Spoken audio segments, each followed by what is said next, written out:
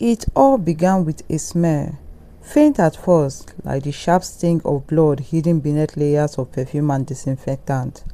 I noticed it on the edge of Adora's clothes every evening, clinging to her hair like smoke. But each time I asked, she smiled and said it was nothing. Maybe it's from the market, she said once, brushing past me with a soft laughter. Too many butchers in that place. But there was no butcher shop near her boutique. And that night, I watched her go to bed like she always did. Soft lips, gentle eyes, slow breathing. I kissed her forehead and went to sleep beside her, thinking I was overthinking. But at exactly 12:47 a.m., something snapped me awake. At first, I thought it was a dream, but then I heard it, a low dragging sound coming from the kitchen, followed by something wet, something tearing, like fingers pulling meat apart. I turned and found the bed empty. Adora's side was cold, heart hammering. I slipped out of the sheet and crept down the hallway, barefoot on the tiles, every nerve in my body screaming that something was wrong. The light in the kitchen was dim, just the fridge glow casting long shadows. And then I saw her, kneeling on the floor, back turned against me, her head bent low over something. I squinted. Her hands were covered in something dark. Her mouth moved in slow, disturbing motions. There was a noise, a soft crunch, and that's when I stepped forward and saw what was in front of her. A dead cat, its belly torn open, fur soaked in blood, intestines glistening under the flickering light.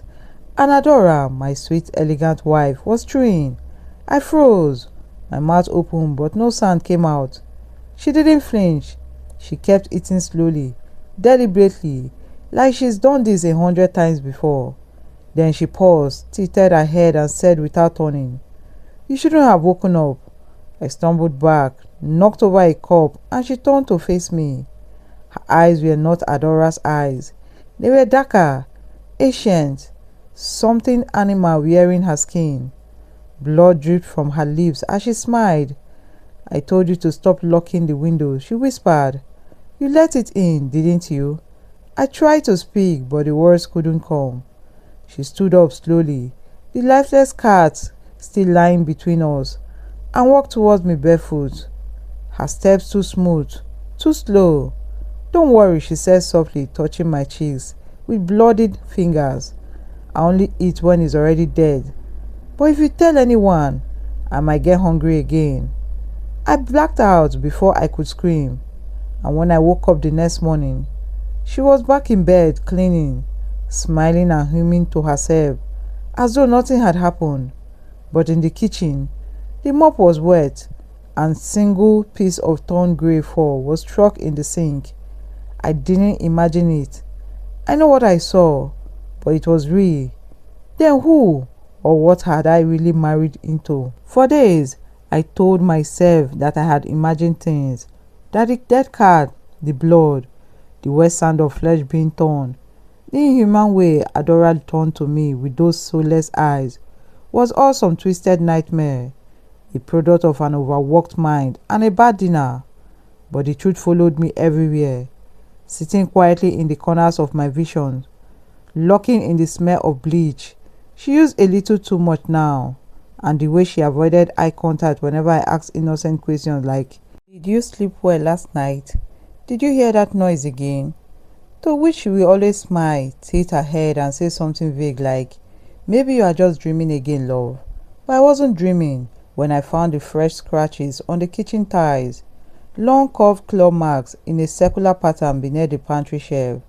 I wasn't dreaming when the neighbor's dog suddenly disappeared and its red collar showed up behind my trash can the next morning.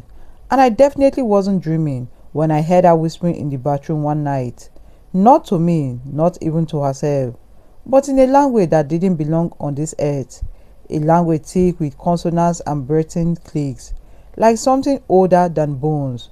I stood outside the bedroom door, heart racing, holding my phone to record. But the moment I pressed record, she stopped.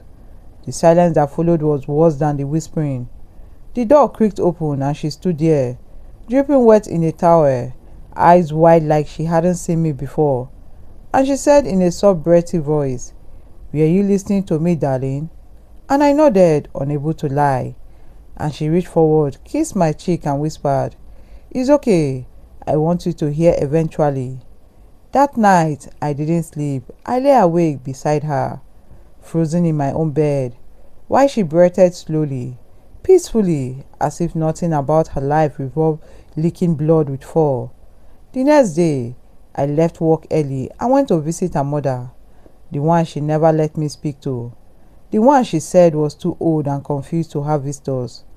But when I found the old woman trembling in a crumbling house outside town, her eyes widened the moment I mentioned Adora's name. "She married you?" The woman gasped, clutching her chest. "She told me she would stop. She told me she buried it." I demanded to know what it was, but she only handed me a worn-out Bible with half the pages torn out and a single name written in the black marker on the last one. "AK." I asked what it meant. She whispered, "Snake, demon, firstborn of the night." I rushed out of the house with my heart pounding so hard it felt like I was bleeding from inside.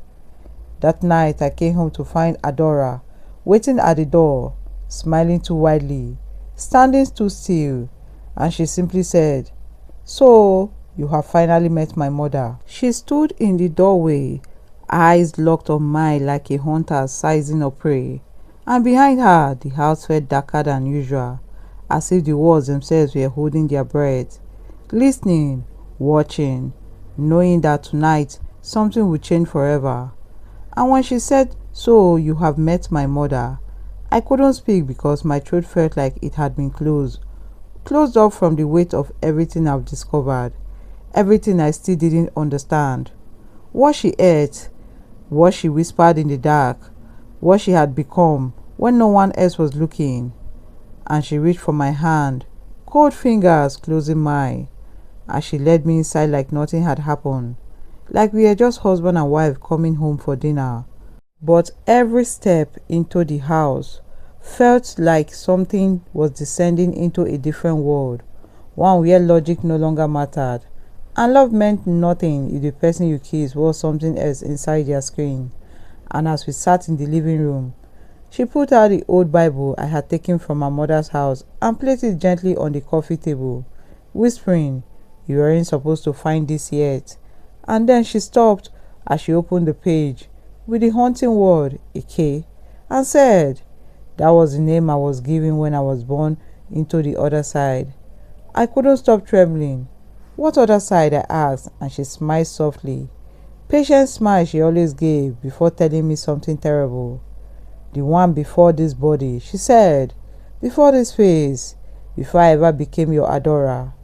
I was promised freedom if I could live 20 years without feeding on human flesh. I almost made it, love.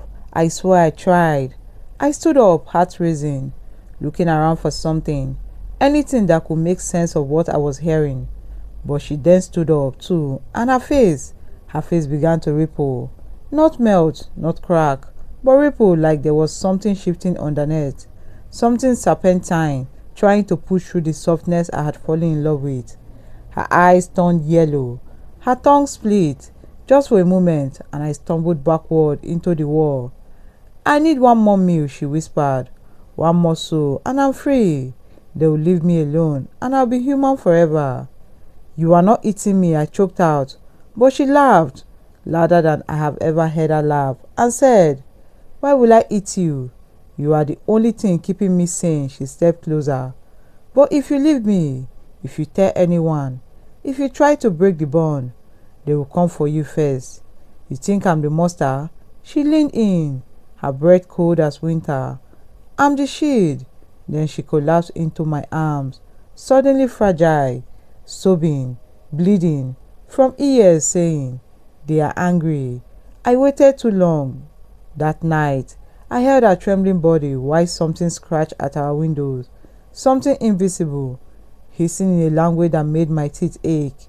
And at exactly 3 a.m., she whispered a name into my ear that I've never dared to repeat, and the house went silent, the air thick with something heavy and wrong. By morning she was gone. Not dead, not taken, just gone. No one remembered her. Her clothes vanished. Photos of her wedding erased. Her mother's house burned down the next week. And me, I still live here, alone in silence, with the Bible on the shelf, and a note she left behind. If you miss me, don't look for me. Just don't lock the windows again.